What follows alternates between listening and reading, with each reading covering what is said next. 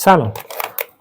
تقریبا یه سال پیش بود من یه ویدیو از معرفی این ماژول فلزیاب پالسی ساختم. در اون یه سری تنظیمات رو به شکل کلی توضیح دادم.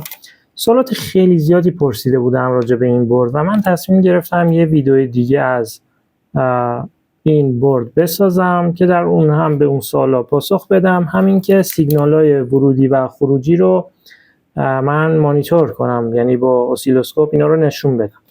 خب اگه اون ویدیو رو ندیدید من توصیه میکنم حتما نگاه کنید. این یه بورد تقریبا OEM است، یعنی به سفارش یه بازرگان مثلا ایرانی تولید کننده چینی رو ساخته.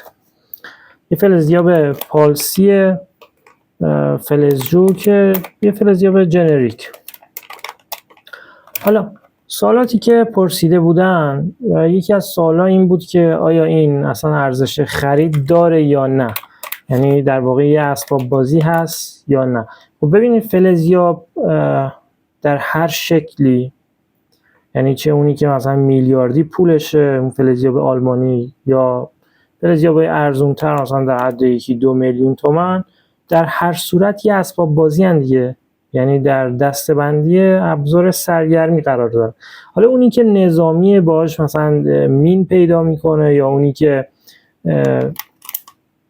پیمانکار مخابرات باش کابل و سیم و لوله و این چیزها رو پیدا میکنه، اون دیگه ابزار کارشه. ولی اگه خارج از این باشه خب به هر حال یه سرگرمی اسباب بازی حالا مردونه بگیم به حساب میاد. یعنی ایده این که مثلا چیزی فرای اسباب بازی باشه نه، کلا همشون اسباب بازی. این از این. مورد بعدی که زیاد پرسیده بودن راجع به این بود که آیا ایرانیش بهتره یا چینی. خب ببینید این که یه بوردی ایرانی باشه یا چینی این تفاوتی یعنی تأثیری در کارایش نداره. اون چیزی که مهمه کیفیتشه. خب حالا یکی ممکنه با وسواس خیلی زیاد این رو بسازه ولی تو ایران باشه یا تو هر جای دیگه، یعنی اصلا چیز مهمی نیست. ولی خب تفاوتی که چینی میتونه ایجاد کنه و کسی هم توش رقیب نیست تقریبا، بحث هزینه و قیمت و این چیزاست. خب نه فقط بورد و نه فقط فلزیاب، تو همه چی شما هر چیزی که به تولید کننده چینی بگید تو هر رنج قیمت و کیفیتی میتونه واسهتون بسازه. پس ایده این که این ایرانیه و یا چینی مثلا کیفیتش بهتره، به نظرم ایده مهملیه. خب حالا هدفی که من دارم اینه که یعنی سیگنال‌های ورودی خروجی این بورد رو با اسیلوسکوپ مانیتور کنم و با هم دیگه ببینیم وقتی تنظیماتی رو تغییر میدیم چه اتفاقی میفته. قبل اینکه برم سراغ این کار، ببینید دید منی که تو کار الکترونیک هم نسبت به این بورد اینه که من یه سخت افزاری رو دارم که اوپن هاردوره و من میتونم واسه کارهای تحقیق و توسعه‌ای که دارم ازش استفاده کنم. یعنی چی؟ یعنی بشینم برنامه کاستوم خودم رو بنویسم و رو این تست کنم. دیگه لازم نیست من واسه ساخت و مونتاژ و نمیدونم طراحی یه فلزیاب از اول وقت بذارم. یعنی یه بورد آماده‌ای دارم، خودم میتونم واسه خودم با اون چیزی که با اون ایده‌ای که دارم رو پیاده کنم و روی این پروگرام کنم. حالا این یه برنامه چیز روشه، برنامه پیش‌فرض فلزجو. من حالا تو این ویدیو هدفم این نیست کلا به بحث هک این بورد بپردازم، صرفا میخوام یه ذهنیتی داشته باشید. خب ولی قبل از اینکه حالا سراغ اون پروگرام کردن برنامه خودم برم، یه برنامه‌ای نوشتم، حالا بهتون نشون میدم. میخوام به یکی از سوالات دیگه جواب بدم راجع به ورژن برنامه فلزجو. ببین برنامه‌ای که روی این هست نامحدوده، ولی خب ورژنی که این روز چیز میزنه، صفحه‌شو روشن می‌کنی میزنه ورژن فکر کنم 3 میزنه همچین ورژن. حالا بعضیا میگن این ورژن بالاترش نمیشه چیز کرد. ببینید من فایل هگز اون ورژن‌های بالا رو با این مقایسه کردم و تنها چیزیشون که فرق داشت همون متن اولش بود که مثلا میزنه ورژن فلان. یعنی اساسا تفاوتی نداشتن اون چند تا ورژن. خب من تغذیه اینو وصل کنم.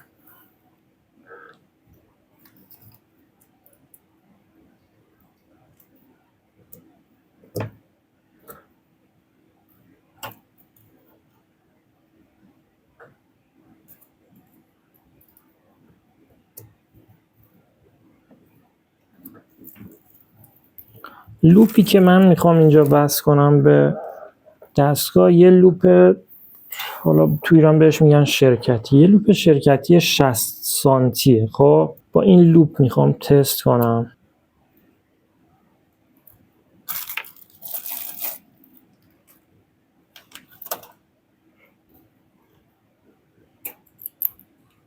خب ورژن 3.35 رو زده تو. خب این برنامه پیش‌فرض، این برنامه نامحدوده. من یه سکه رو به سکه 500 تومانی رو به لوپ نزدیک میکنم که بوق بزنه. خب حالا من یه برنامه‌ای رو خودم نوشتم. خب میخوام اونو پروگرام کنم روی این بورد که شما یه ذهنیتی از این ایده هک کردن این بورد داشته باشید. اون برنامه‌ای که من نوشتم چجوریه؟ اون برنامه به این شکله که این میاد پالس رو ایجاد میکنه، اون سیگنال فلای بک که از قسمت چیز میاد، انتگرال گیر میاد رو ازش نمونه برداری میکنه و اینو میده به یه بورد ESP32 که ESP32 اون سیگنال رو آنالیز میکنه. حالا من برنامهش یه جوریه که نشون میده، یعنی تو حالت وب سرور مانیتور میکنه. شما میتونید کارهای خیلی بیشتری رو انجام بدید، مثلا با API های چیز API مثلا API چت جی پی تی. خب میتونید دیتا رو که گرفتید ESP32 دیتا رو بده به API چت جی پی تی و اون آنالیز کنه. خب این مثلا یکی از کارهای جالبیه که شما میتونید انجام بدید در بحث نوشتن برنامه کاستومایز. خب راجع به پروگرام کردن بورد هم خیلی پرسیده بودن. خب ارزون ترین پروگرامری که تو بازار هست واسه AVR پروگرامر USB ASP اسمش. خب شما این رو میخواید با کابلش با یه دونه از این اداپترها. خب این رو میزنید به این 6 تا پینی که اینجا هست. باید قسمت پین میسو بخوره به پین یک اون 6 تا پین. خب و من الان برنامه کاستوم خودم رو آپلود میکنم، بعد از صفحه لپتاپ هم فیلم میگیرم و نشونتون میدم که مثلا چجوری ESP32 این چیز رو دیتا رو نشون میده. خب بلنگو رو حین پروگرام کردم باید در بیاره که مشکلی پیش نیاد. خب قبلش میخواستم که از صفحه لپتاپ فیلم بگیرم، ولی خب گفتم اینجوری زیاد خوب نیست. من فایل هگزی که خودم داشتم رو پروگرام کردم رو این برنامه‌ای که رو ESP32 هست، همون چیزیه که خودم نوشتم و حالا پیناش هم که وصل کردم. خب پیناش چجوری هن؟ یکیش که تغذیهش میشه، یکیش هم زمین GND، یکیش هم TX این AVR وصل به RX ESP32 که تقسیم مقاومت هم زدم اینجا. خب حالا بورد رو یه مورد دیگه ای که هست، خب من لوپ 60 سانتی رو که نمیشه بیارم اینجا تو چیز جا نمیشه. تصمیم گرفتم از یه لوپ کوچیک پین پوینتری استفاده کنم واسه تست این برنامه کاستوم. هدف فقط اینه نشونتون بدم که چجوری میتونید خودتون یه برنامه‌ای رو بنویسید و پروگرام کنید. یعنی یه ذهنیتی داشته باشید یا یه انگیزه‌ای باشه. ولی خب بعدش میرم سراغ خود برنامه اصلی فلزجو، با اسیلوسکوپ سیگنالا رو یکی یکی اندازه میگیریم. خب همه چی که وصله، من تغذیه رو وصل کنم و روشن بشه. خب صدای شدیدی داره این کویل و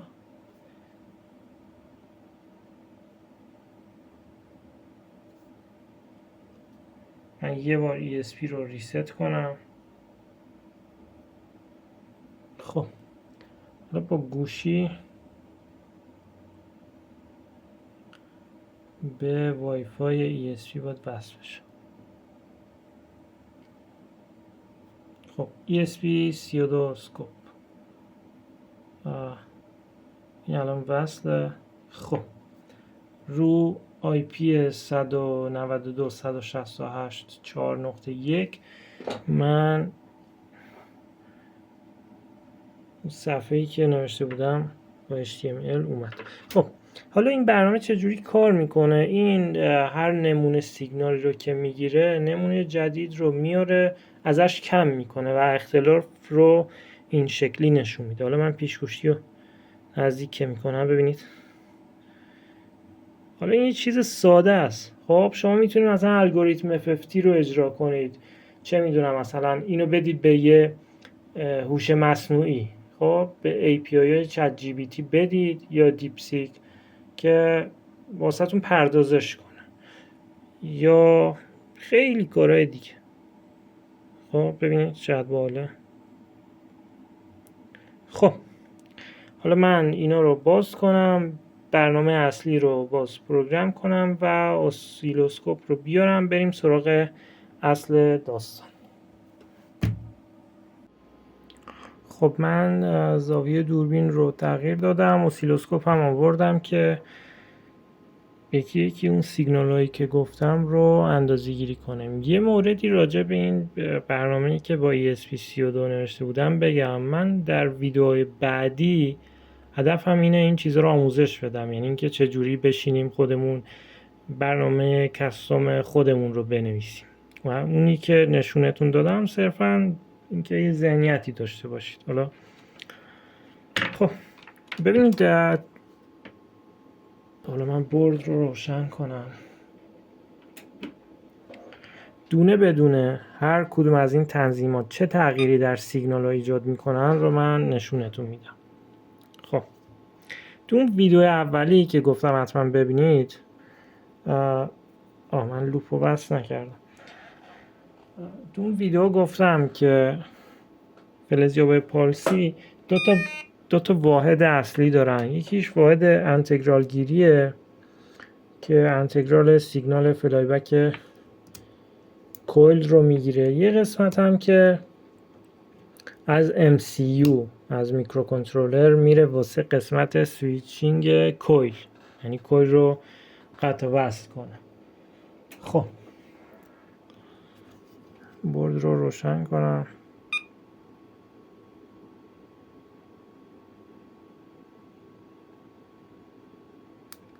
اولین تنظیم فرکانس. خب حالا این فرکانس، وقتی ما فرکانس رو تغییر میدیم دقیقا چه اتفاقی میفته؟ من زمین رو به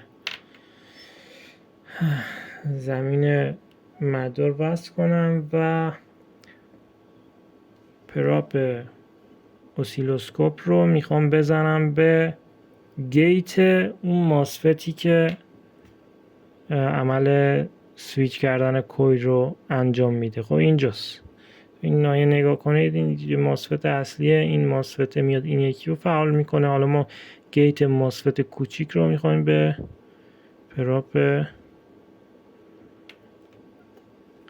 اسیلوسکوپ بزنیم. خب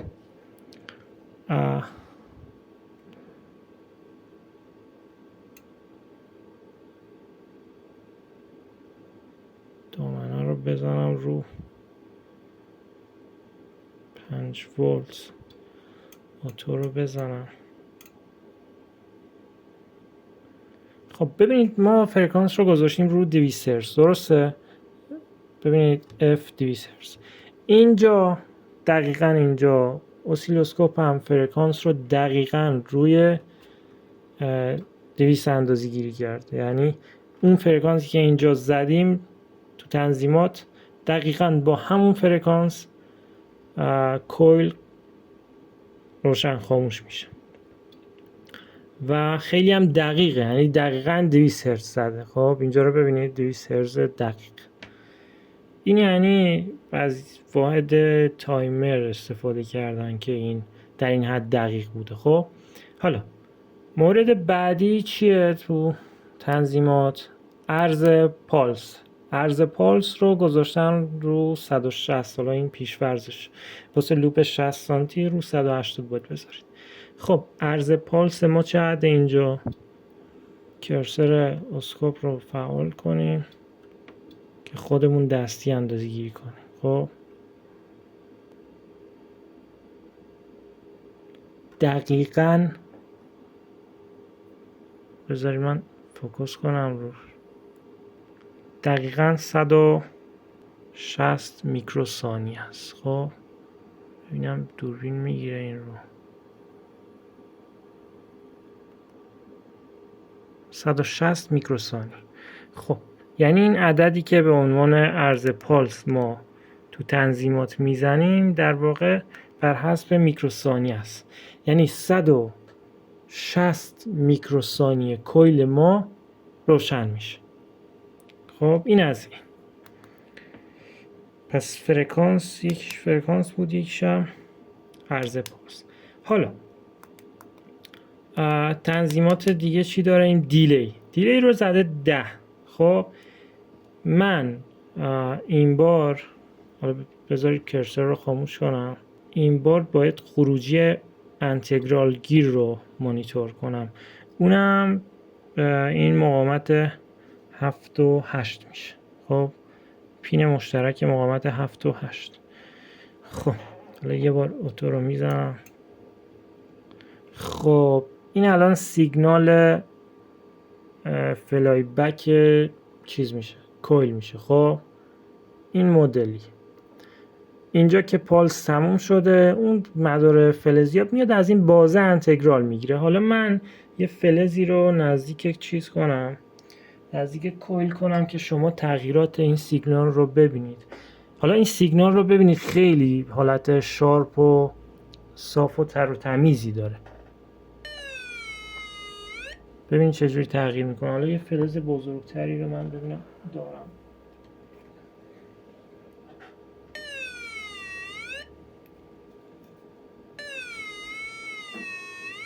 ببین چجوری تغییر میکنه. خب حالا اون دیلی که خود دستگاه به دست آورده یعنی چی؟ بذار یکم بزرگتر کنم سیگنال رو. حالا کرسر رو فعال کنیم. از لحظه ای که پالس قطع میشه، خب یعنی از این قسمت تا لحظه ای که سیگنال اصلی شروع میشه، میشه اون دیلی که این دستگاه به دست آورده. حالا اینجا 12 میکروثانیه است. چیزی که خیلی جالبه، حالا این خودش 10 میکروثانیه رو به دست آورده، ما میتونیم اینو بیشترش کنیم. خب حالا من رو سیگنال زوم میکنم که بیشتر کردن این دیلی به چه دردی میخوره. خب ببینید این قسمت از سیگنال ما هیچ دیتایی به ما نمیده. خب ببینید همش توی سطح. از این قسمت شروع میشه تغییرات ما. خب یعنی چی؟ یعنی حالا از این قسمت در نظر بگیریم. حالا این لوپی که به دستگاه وصله لوپ 60 سانت، یعنی دیلی ما تقریبا ببینید از این نقطه تغییرات شروع شد. یه لحظه من یعنی 10 میکروثانیه رو که خودش اندازه گیری کرده، 10 میکروثانیه میشد این قسمت. خب حالا ما این قسمت که دیتای پرتی داره ممکنه نویز داشته باشه. خب نویز چرا نویز؟ ببینید یه سری خاکا ذرات فلز دارن، ذرات آهنی دارن و این ذرات اون ادی کارنت، اون پاسخشون در مقابل این میدان کویل خیلی سریع تموم میشه، یعنی پاسخ ذرات تو این ناحیه است. خب ولی پاسخ هدف دیرتره، خب چون بزرگتره و دیرتر چیز میشه، ولی اون ذرات اینجا پاسخشون این قسمت اغلب سیگنالی که داریم آلوده به نویز دیتای پرتی به ما میده و به درد نمیخوره. خب در نتیجه ما میایم چیکار میکنیم؟ دیلی رو از این قسمت میگیریم. خب حالا اینجا زده چقدر؟ زده 41 میکروثانیه. خب دیلی که خود دستگاه به دست آورده بود 10. 30 واحد دیگه باید به این 10 اضافه بشه، یعنی دیگه همون میشه 40. خب آره ما الان گذاشتیم رو 40. وقتی رو 40 میذاری دیگه احتمال صدای اضافی خیلی کم میشه. خب یعنی دیگه صدای اضافی نخواهید داشت. خب این از دیلی. حالا مورد بعدی، یه بار دیگه اوتو رو بزنم. مورد بعدی انتگراله. خب مورد بعدی انتگرال بود. انتگرال یعنی چی؟ یعنی اون تعداد میکروثانی هایی که بعد از دیلی این میخواد انتگرال بگیره. خب و هر چقدر بیشتر باشه حساسیت دستگاه خب بیشتر میشه. خب حالا ببینید من یه چیزی رو نزدیک کویل کنم، چیز بزرگتری رو.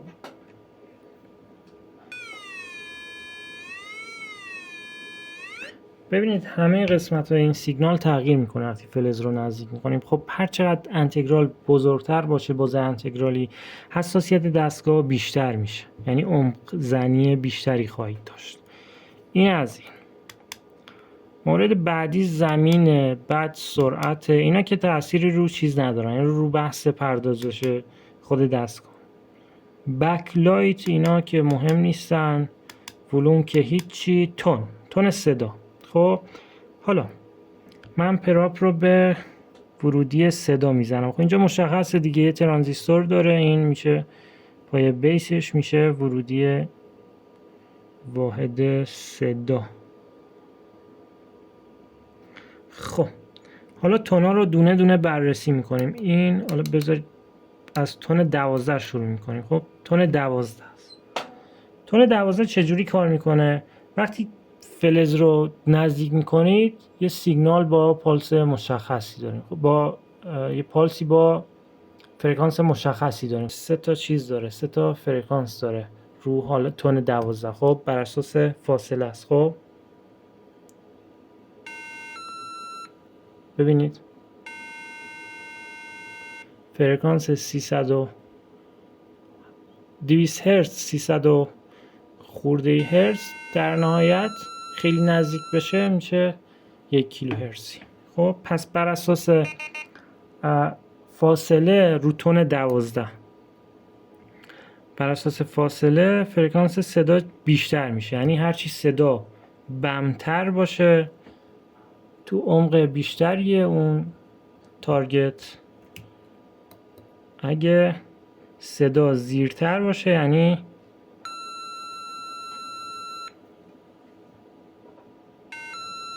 نزدیکتره. خب این از تون 12. حالا میریم رو تون چند؟ رو تون 11. تون 11 همونه، فقط برعکسش، یعنی اگه هر چقدر دورتر باشه صدا زیرتره، نزدیکتر که بشه صدا بمتر میشه. خب تون بعدی تون 10.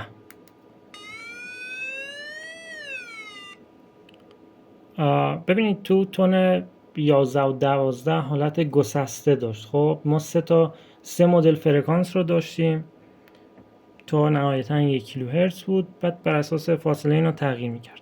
تو این مدل تو تون تون 10 هستیم، درسته؟ تو تون 10 فرکانس پیوسته تغییر میکنه. خب ببینید هر چقدر دورتر باشه صدا بمتره، نزدیک میشه آروم فرکانس بیشتر میشه، در نهایت فرکانس به همون 1 کیلوهرتز میرسه، یعنی اون حالت گسسته رو نداره. پس تون 12 و 11 کلا 3 مدل صدان، ولی تون 10 حالت پیوسته داره. حالا تون 9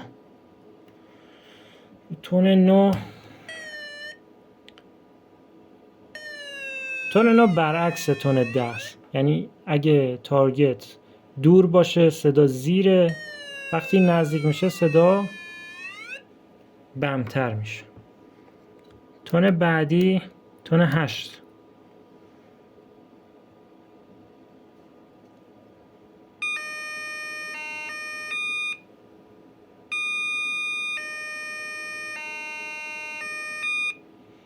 این هم 3 مدل صدا داره، شبیه تون 12 است، فقط این چیزش فرق داره، اون دیوتی سایکلش فرق داره.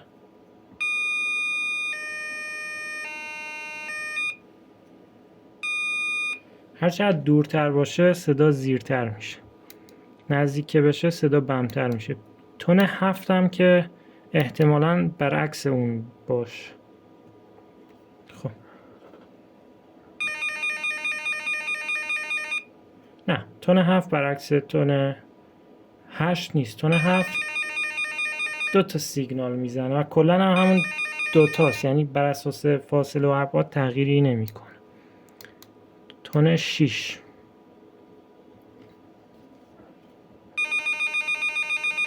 همونه، فقط یه ذره فاصلش کمتر میشه، فاصله دو تا سیگنال.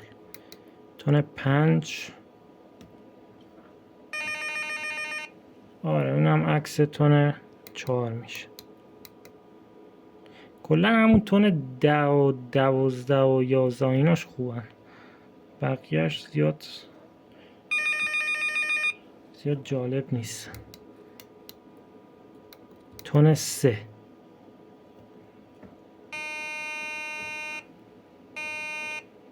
تک صداست، تک صدای بم. تون 2 تک صدای تقریبا زیر.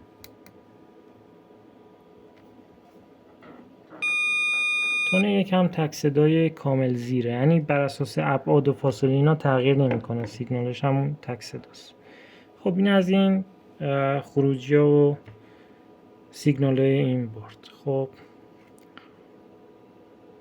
این یه بار دیگه چیزا نشون بدم. ببینید اینجا یه سری ارتعاش داریم، این چیزی نیست، دستگاه میاد از این ناحیه خیلی کوچیک انتگرال میگیره، ولی در کل سیگنال خروجی انتگرال گیر خیلی سیگنال شارپیه. بعد ما اینجا یه لرزشی هم داریم، این لرزش دیگه من توی محیط بسته ای هستم و پر لامپ و کامپیوتر و این چیزاست، این لرزشه طبیعی و همین، چیز خاصی نداره و زیاد وسواس نشید رو. به هر حال یه ماژول ساده ایه، درست شده شما یه فلزی رو توی عمقی باهاش تشخیص و به اصطلاح کشف کنید، چیز عجیبی نیست. و حالا یه سری چیز عجیب غریب زیاد میگفتن تو کامنت ها.